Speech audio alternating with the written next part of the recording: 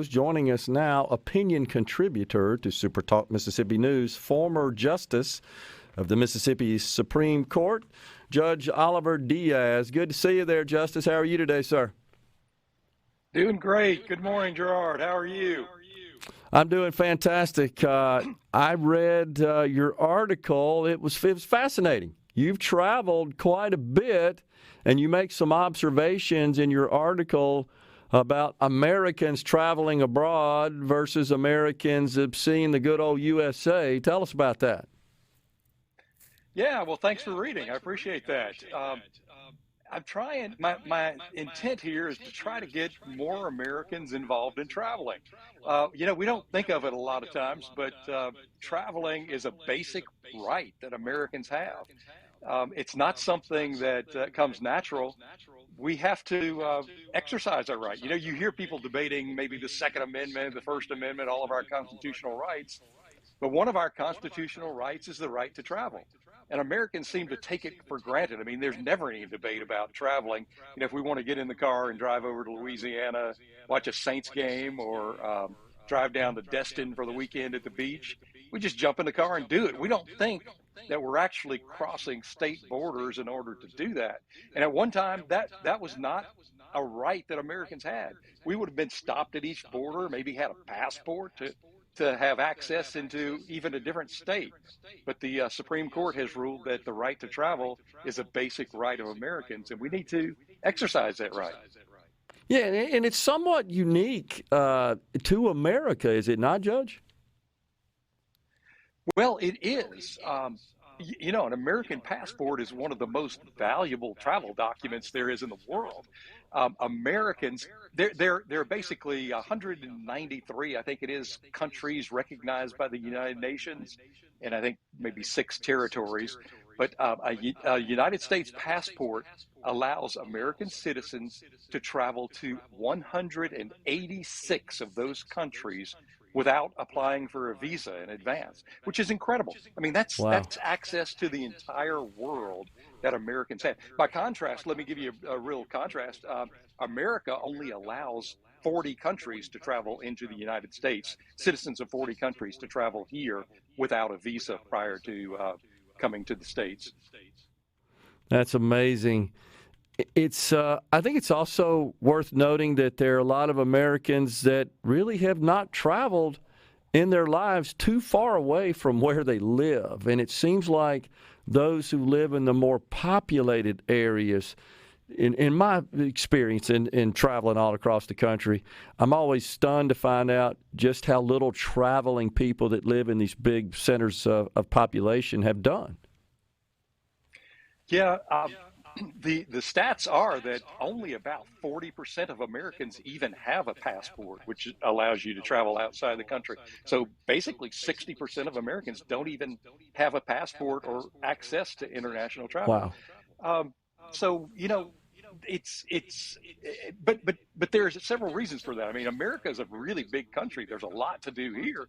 You don't have to travel outside the country, maybe, to change your scenery. If I want to go to the mountains, I can just drive up to Tennessee a few hours away, and I'm in the mountains.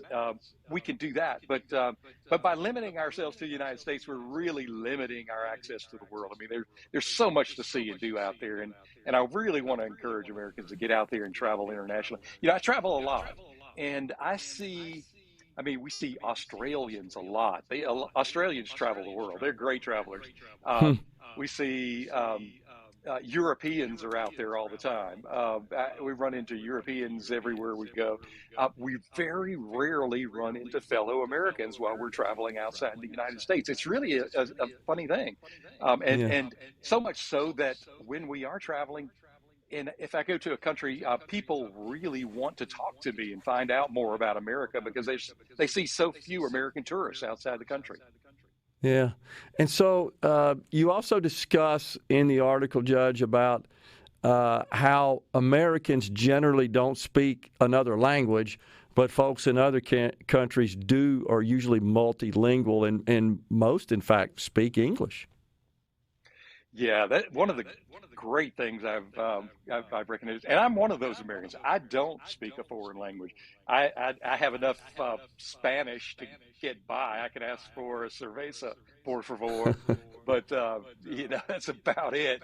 Um, but the great thing is that I've found that English really is an international language. It's the language of commerce and business all around the world. No matter where I go, I've found people not only that speak English, but they actually are excited about speaking to an American or somebody speaking English because they want to practice their English. And so I Yeah. find that we get a lot of people that really go out of their way to help us because they want to learn about America and even just how to speak English better on their own. Yeah. That's truly amazing. And, I found the same in my travels. I spent a lot of time in New York, a lot of time in L.A., a lot of time in the Silicon Valley, Vegas, for example. And there are attractions in America that do draw people from all across the world into the country, but it just seems like less or so of us traveling abroad. And I'll admit, I'm one of those, but I'm seriously considering it now that I'm sort of done with my business career. My wife and I, we'd love to visit Europe. Have you been to Europe?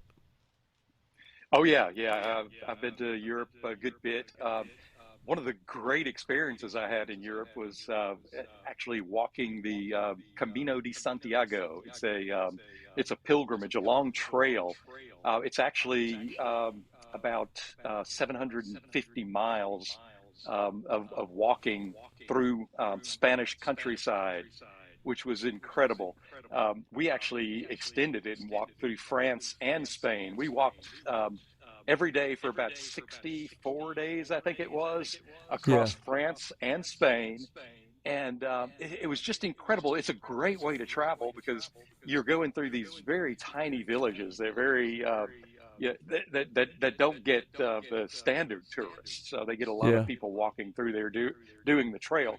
So it was just an amazing experience to wake up in a different small little European village every morning, uh, you know, and go about the day almost living as a local, which is what we like to do. You get a better feel for an area, and you get to know people better by living like they do rather than coming in as a tourist on a tour bus, maybe going to one of the big sites. And there's something to be said for that. I mean, you want to see the big major attractions, but there's also something about just immersing yourself in a country and getting to know people, getting to know the customs and what they do. I mean, for instance, one of the things we found while we were walking, in America, you'll go into a convenience store and pick up a sandwich and put it maybe in your backpack and you're finished for the day. Well, Yeah. a lot of these places don't even have convenience stores. We would have to go to the local bakery and get some bread, maybe go next door to the butcher and get some slices of meat for that bread, and then go next door to that and have the cheese shop and maybe get a few slices of cheese, and then the outside vegetable market, and you can pick up a few vegetables. So, it's a totally different culture and different customs, but you learn those, and it's so amazing to be able to immerse yourself like that. That's incredible. You've got a couple of minutes left. You've got a distinguished career, Judge. What are you keeping yourself busy with these days? Besides traveling, Well, of course. well, that has been the main focus lately. We did 7 months in Africa a Wow. couple of years ago. We did 9 months in South America, just traveling around. Just months in Europe. Wow. So I've been taking my time doing that, but I'm also writing. Still do a little practice of law. I've served as a expert witness in some cases. I help out some of my friends who need help on their cases. So I'm Yeah. staying busy, but I'm enjoying writing mainly. I've started doing a lot of writing and really enjoying that. Well, I certainly enjoyed your article, and I look forward to more being published at SuperTalk Wonderful. Mississippi News. Yeah. Well, that's the plan. Very. I intend to keep writing, so I hope you keep That's reading. awesome. Very insightful. You got any trips planned in the near future? Well, actually, we're planning something. We're not sure. One of the great things we do, we don't really plan a lot of our trip. We'll plan the first stop, and if we like a place, we'll stay there for a while, and if we don't like it, we can move on. And so, we're free to do that. Retirement frees you up to do a lot of things like that. So Sure. yeah, we've got something in the works. Have fun. Good luck to you. Thanks for coming on. Appreciate it, Judge. Thanks, Gerard. Really enjoyed it. Good seeing you. Yes, sir. Coming right back with more in the Element Well studio. Stay with us.